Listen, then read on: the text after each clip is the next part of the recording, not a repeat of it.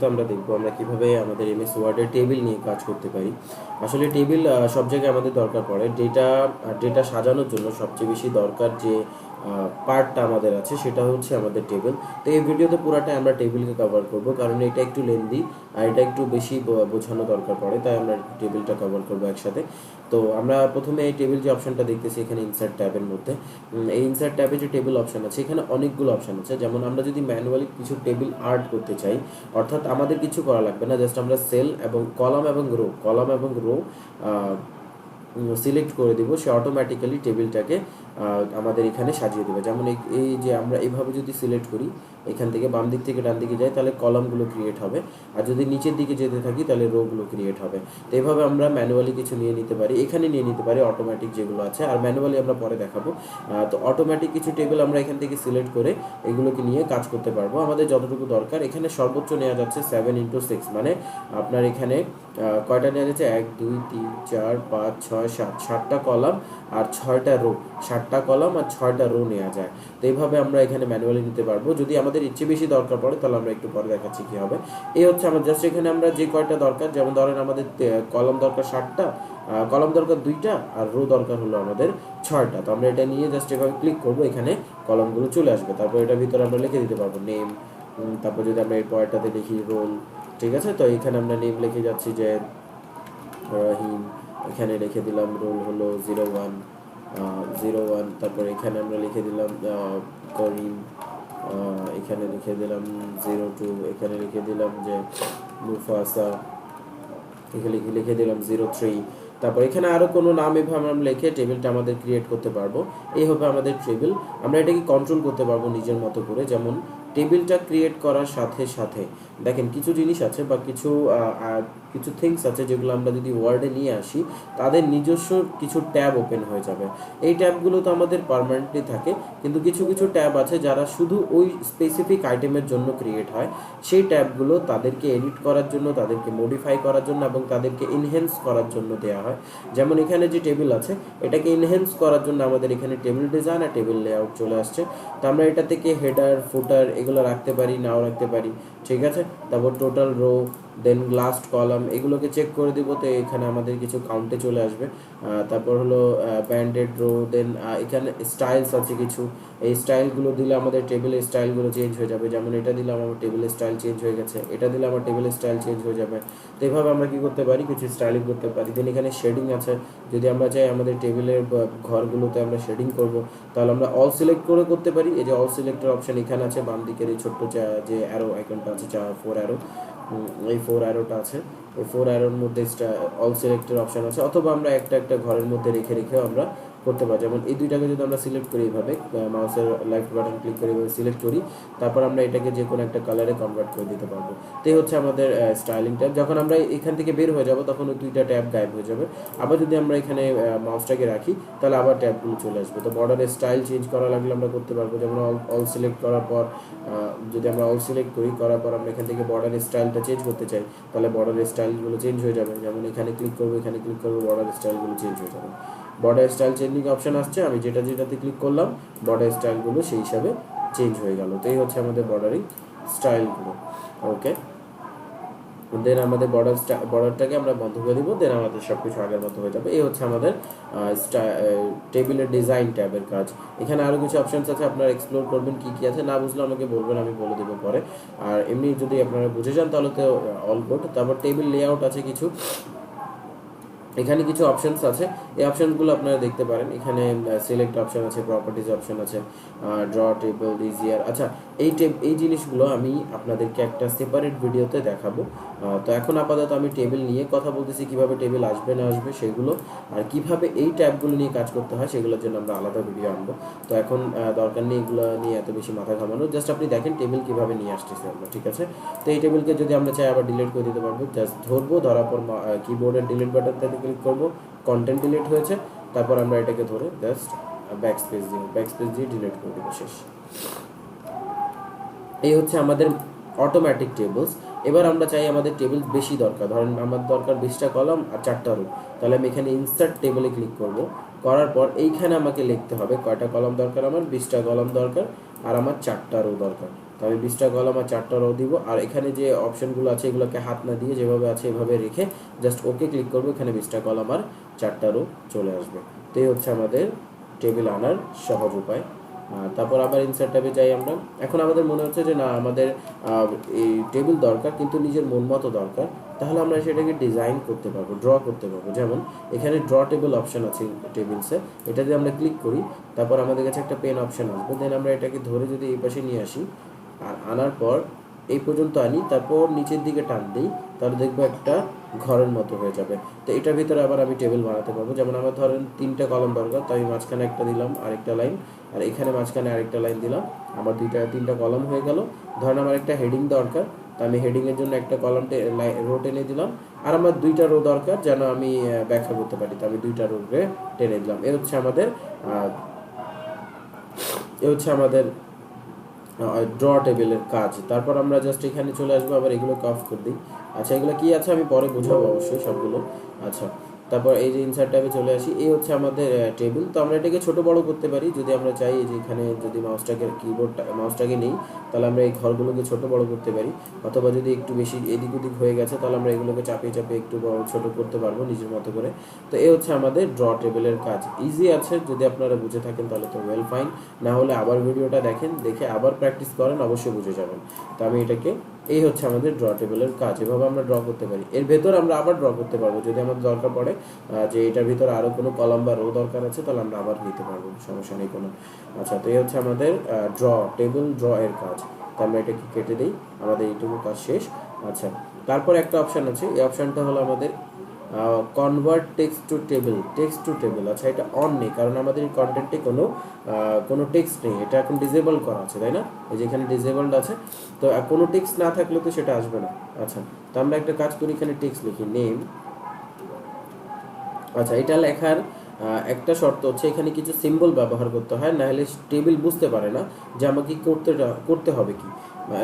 কোনো সিম্বল আছে যেগুলো ধরার পর টেবিল বুঝতে পারে যে হ্যাঁ আমাকে কিভাবে ক্রিয়েট করতে হবে টেবিলগুলোকে। যেমন আমি এখানে নেম লিখলাম, কমা দিলাম, দেন এখানে লিখলাম রোলটাকে বড় হাতে লিখি, রোল, কমা, তারপর হলো ক্লাস, কমা, তারপর আমরা এই দিয়ে দিই সাবজেক্ট না দিয়ে আমরা রেজাল্ট দিয়ে দিই, রেজাল্ট দিলাম। এটা হলো আমাদের একটা রো। দেন আমরা এন্টার হিট করে অন্য লাইনে গেলাম, এখানে লিখে দিলাম আলিফ, কমা, রোল দিয়ে দিলাম আমি 10, কমা, ক্লাস আমি দিয়ে দিচ্ছি হলো ক্লাস 7, কমা, আর রেজাল্ট দিয়ে দিচ্ছি আমি 5.00, 5.00, ঠিক আছে, জিপিএ 5 অথবা। তারপর আরেকজনের নাম দিয়ে দিই আমরা যে গালিব, তারপর কমা, রোল হলো তার ধরেন 6, কমা, ক্লাস হচ্ছে তার 7 আর কমা, আর জিপিএ 4.68, এটা দিয়ে দিলাম। দেওয়ার পরে এখন যদি আমরা এই টেক্সটটাকে জাস্ট সিলেক্ট করি, করার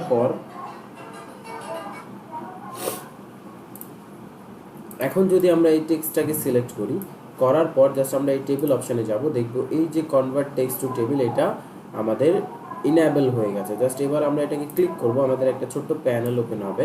দেখেন এটা এত বেশি স্মার্ট যে আমাকে কিছু বলা লাগবে না, সে অলরেডি কমা নামের অপশানটাকে ধরে ফেলছে, যে সেপারেট টেক্সট অ্যাড কমা, সে ধরে ফেলছে, সে এই অনুযায়ী কাজ করবে। আর তারপর এখানে বিহেভিয়ার যেটা আছে এটা ফিক্স থাকবে, এটাকে আমি কিছু করব না। আর কলাম সে ধরে ফেলছে 4টা, কারণ আমি এখানে কয়টা লিখছি, নেম, রোল, ক্লাস, রেজাল্ট, 4টা কলাম লিখেছি, তো এখানে 4টা কলাম সে ধরে ফেলছে অটোমেটিক্যালি। আর এখানে ডেটা দিয়েছি আমি কয়টা লাইনে, কয়টা রোতে, 1 2 3, 3টা রোতে, সে অটোমেটিক রো দিয়ে দিয়েছে 3টা, এর উপরে সে বাড়াতে পারবে না। এটা হচ্ছে ফিক্সড, কারণ আমি কন্টেন্টই দিয়েছি তাকে অতটুকু। তো এই হচ্ছে আমাদের টেক্সট টু টেবিল। জাস্ট আমরা এটাকে ওকে ক্লিক করবো, এটা টেবিলে কনভার্ট হয়ে যাবে।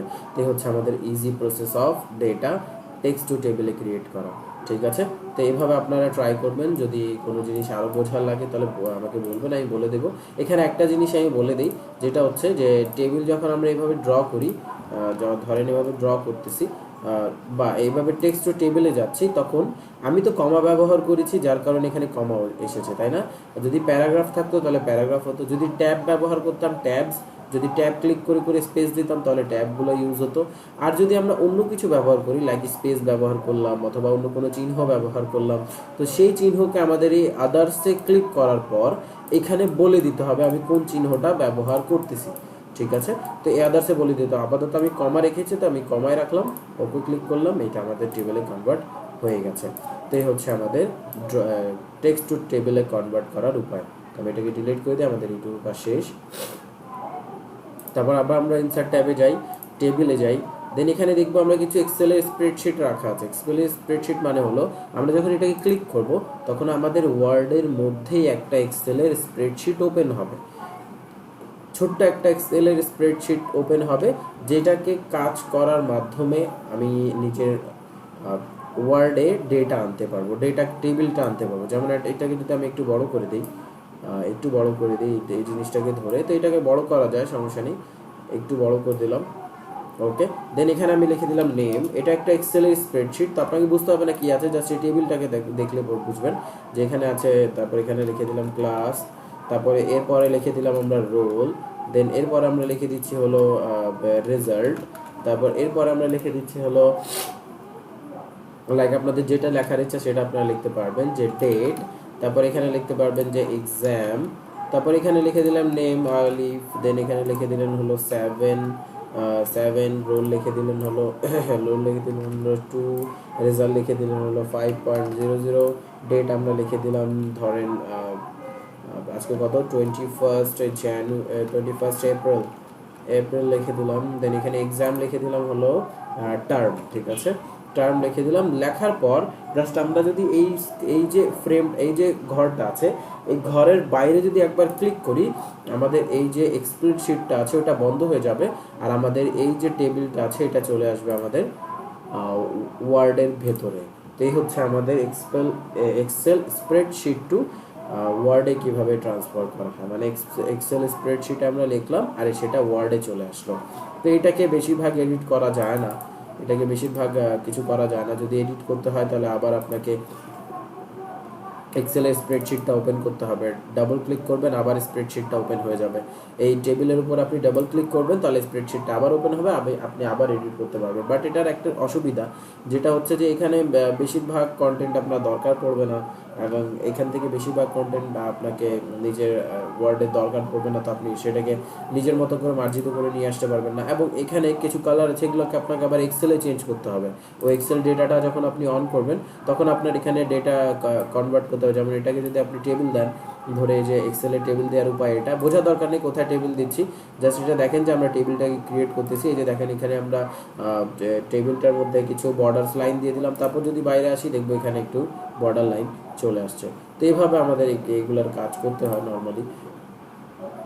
তো এটা বেশি ব্যবহার করা হয় না, যদি দরকার পড়ে আপনারা করতে পারবেন, নর্মালি সমস্যা নেই। বাট এটার জন্য কোনো ট্যাব ওপেন হবে না। আর এই টেবিলটা কিন্তু আবার নর্মাল টেবিল না যে এখানে দুইটা ট্যাব ওপেন হবে না, এটা এভাবে থাকবে যেভাবে আছে। তারপর আমরা এখানে আরেকটা অপশন পাবো, হচ্ছে আমরা এটাকে আগে ডিলিট করে দিই। আচ্ছা, এরপরে আমরা একটা অপশন পাচ্ছি যেটা হচ্ছে কুইক টেবলস মানে হলো এখানে কিছু আগে থেকে টেবলস বানানো আছে, সেগুলো নিয়ে আপনারা কাজ করতে পারবেন। জাস্ট যে কোনো একটা টেবিল আপনারা নেবেন, নেওয়ার পর সেটাকে নিজের কন্টেন্টে ইনপুট দেবেন। জাস্ট এখানে ক্লিক করবেন, ক্লিক করার সাথে সাথে সেটা আপনার ওয়ার্ড ডকুমেন্টে চলে আসবে। তারপর আপনি এখান থেকে নিজের ইচ্ছা মতো সব কিছু চেঞ্জ করে দেবেন। যেমন এটা আমি দিয়ে দিলাম নেম, এটাকে আমি দিয়ে দিব হলো জেন্ডার, তারপর এটা জেন্ডার বানানো হয়নি, জেন্ডার দিয়ে দিলাম। তারপর এখানে আমরা দিয়ে দিই হলো জেন্ডারে পরে ব্লাড গ্রুপ দিয়ে দিই। ব্লাড গ্রুপ দেওয়ার পর এখানে আমরা যে নিজের নেম চেঞ্জ করতে পারবো, এখানে জেন্ডার চেঞ্জ করে দিতে পারবো, এখানে আমরা গ্রুপ চেঞ্জ করে দিতে পারবো, সব কিছু এখন আমাদের আন্ডারে চলে আসবে।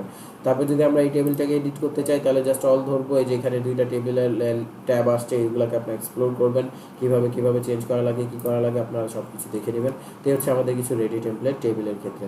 তো এই হচ্ছে আমাদের ওভারঅল ইনসার্ট ট্যাবের টেবল অপশনটা আপনারা যদি এটা বুঝে থাকেন তাহলে আমাকে অবশ্যই কমেন্ট করে জানাবেন যে হ্যাঁ বুঝেছেন।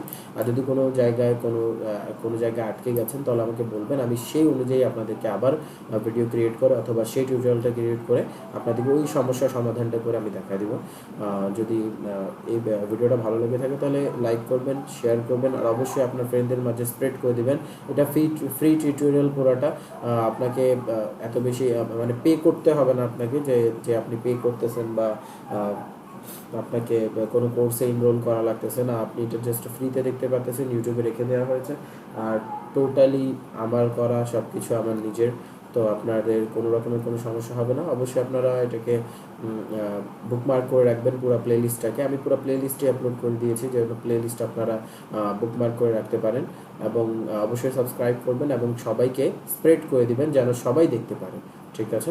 আর যাদের আপনার মনে হয় যে হ্যাঁ তাদের লেগেসি আছে অথবা আপনি অনেক আগে থেকে পারেন কিন্তু আপনার এই নিউ ফিচারগুলো সম্পর্কে জানা ছিল না, তাহলে আপনি এই ভিডিও দেখে আবার রিপিট করতে পারবেন নিজেকে।